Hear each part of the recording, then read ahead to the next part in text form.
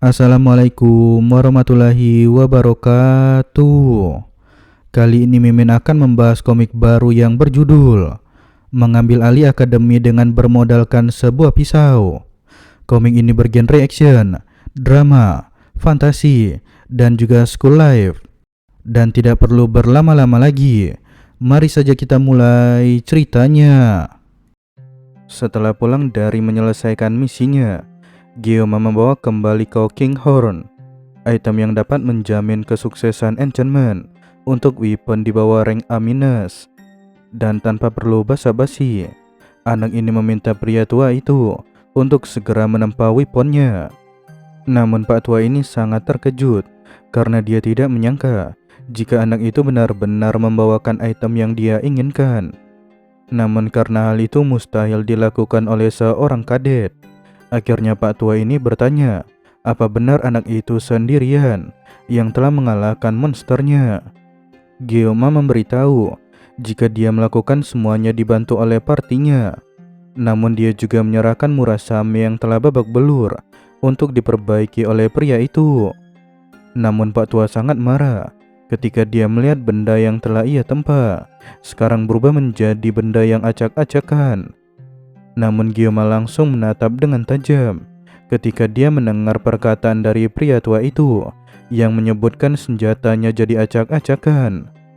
Pak Tua yang sangat takut kepada Gyoma, seketika dia langsung merubah gaya bicara dan meminta anak itu untuk berhati-hati dalam menggunakan senjatanya.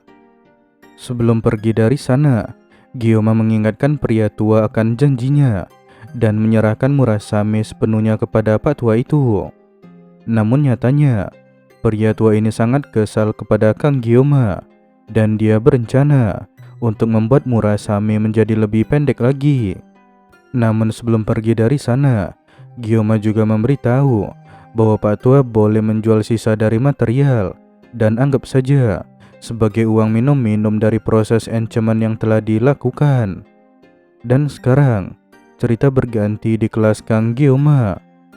Aku sudah jauh lebih baik, tapi nanti akan ku minta lagi blessing dari weapon.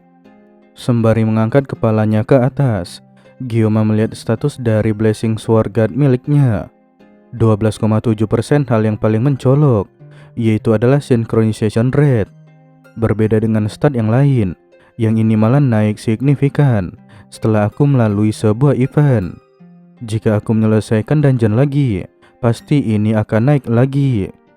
Tidak seperti peningkatan pada stat, tidak ada efek samping yang besar semenjak rambut putihku telah muncul. Tapi masalahnya, rambut putih ini semakin lama semakin bertambah banyak. Mengingat tentang masternya, Gyoma pun jadi memiliki pikiran jika kemungkinan dia akan jadi botak seperti masternya. Karena dia berpikir, jika orang botak pasti memiliki kekuatan. Karena ada yang mengincarku, maka aku harus tumbuh secepat mungkin. Dan karena sudah sejauh ini, maka aku tidak boleh tewas begitu saja. Aku juga harus mencari cara bagaimana menggunakan Blessing of Transition. Aku merasa bersalah, tapi karena Leon adalah protagonis, buff miliknya nanti juga pasti akan dibanjiri oleh banyak blessing. Dan ada banyak yang harus kulakukan. Pertama, aku harus fokus untuk memulihkan badanku. Namun Gyoma baru menyadari jika ada sekotak makanan yang telah tergeletak tepat di atas mejanya. Di sana tertulis sebuah surat, jika itu adalah kacang merah khusus untuk Gyoma, dan juga selamat karena Gyoma telah menyelesaikan dungeon. Nyawaku yang telah menjadi target, sekarang itu sudah jadi makanan sehari-hari.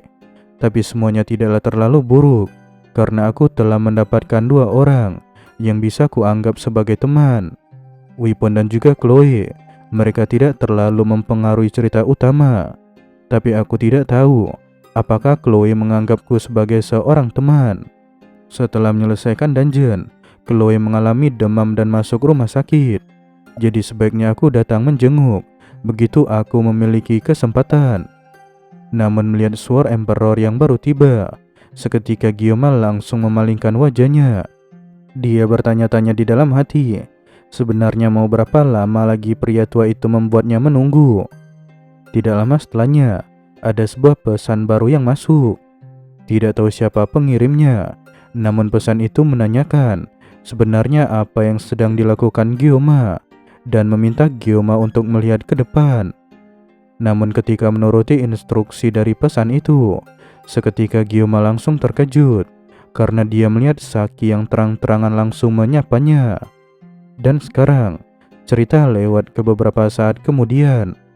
Seketika si isi kelas menjadi bersemangat karena Saki dipindahkan ke kelas mereka. Namun instruktur meminta para murid untuk tetap tenang dan mengingatkan jika semua murid akan berkumpul di lapangan dalam waktu 30 menit lagi.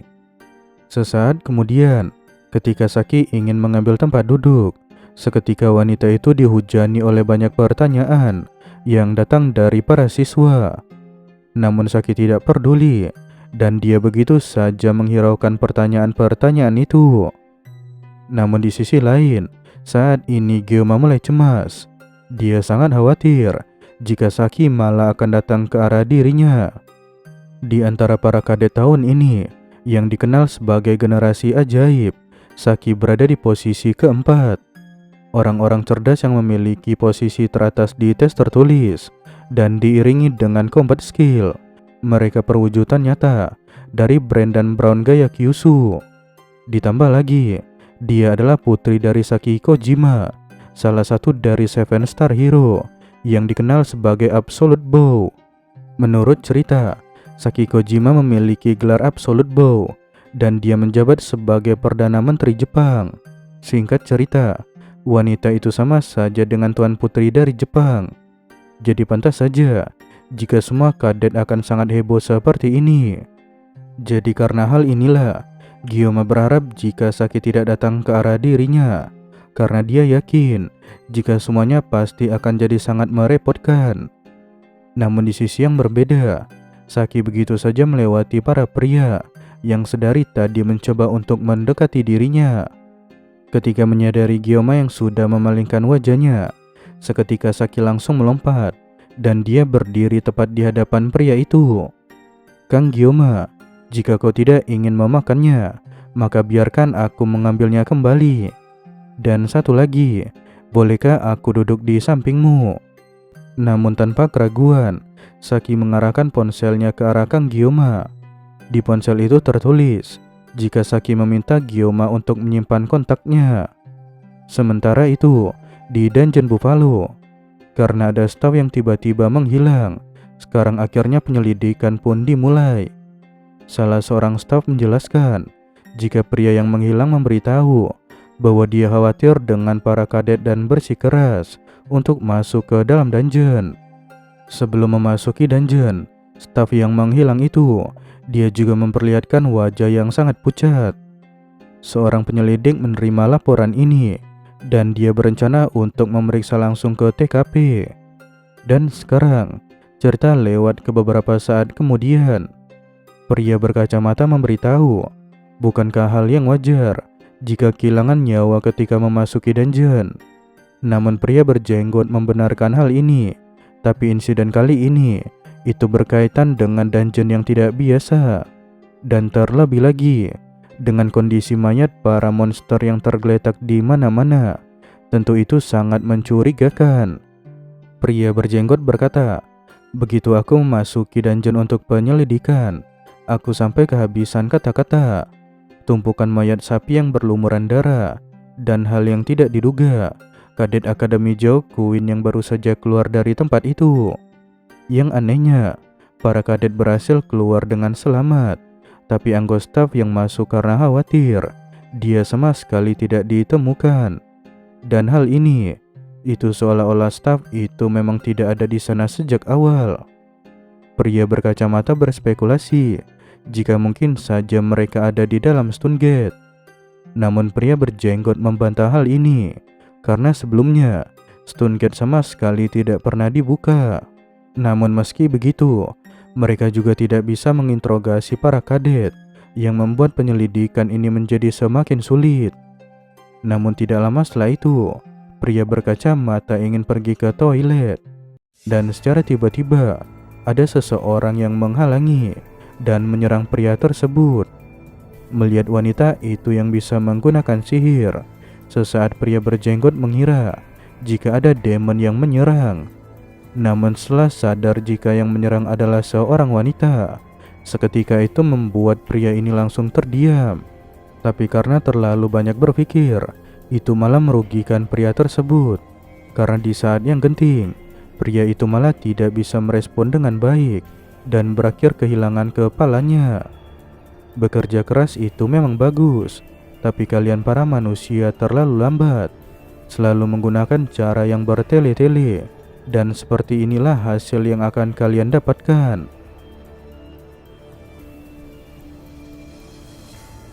Dan cerita pun berakhir. Untuk besok, kemungkinan Mimin akan melanjutkan cerita tentang Ghislaine. Dan terima kasih atas perhatian kalian semua. Wassalamualaikum warahmatullahi wabarakatuh.